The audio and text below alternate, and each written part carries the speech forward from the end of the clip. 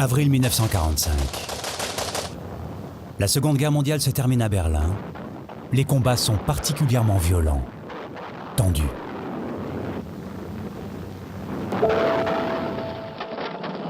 Le monde entier réalise soudain l'ampleur inouïe de ce conflit sans précédent.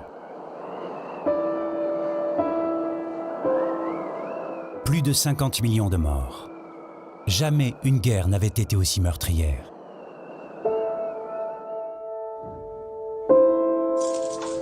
Dans ce chaos, les Alliés découvrent Médusée les camps de concentration.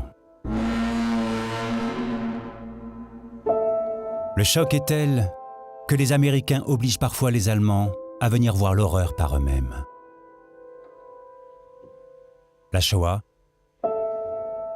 les millions de morts des combats, certains Allemands jurent ignorer tout de ce désastre.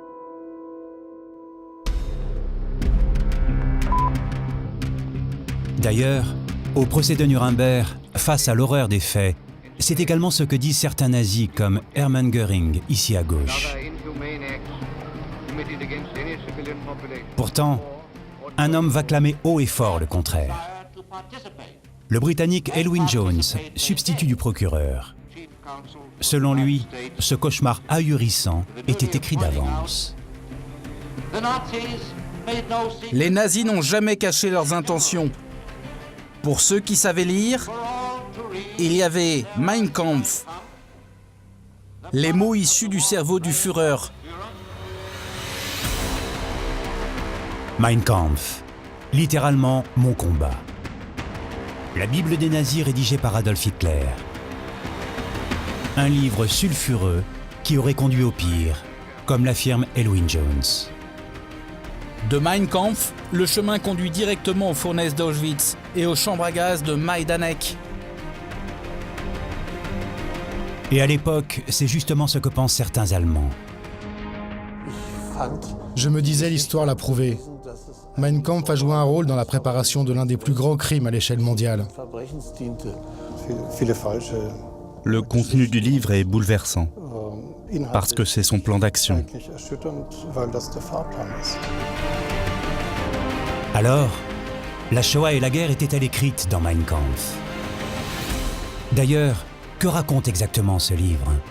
Près d'un siècle après sa première parution, l'ouvrage continue de diviser.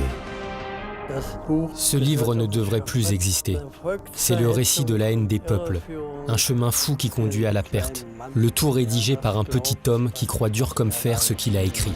C'est vraiment, évidemment, un brûlot antisémite d'une violence qui vraiment, parfois même à la lecture, est dur à lire. Si l'on veut connaître Hitler, ses ressorts, ses mécanismes, on ne peut pas faire l'économie de ce livre. Voici l'histoire secrète d'un des ouvrages politiques les plus vendus au monde, 12,5 millions d'exemplaires édités avant 1944. Un livre maudit, issu d'un homme qui incarne le mal absolu. Un livre interdit dans de nombreux pays pendant 70 ans. Un livre au destin incroyable.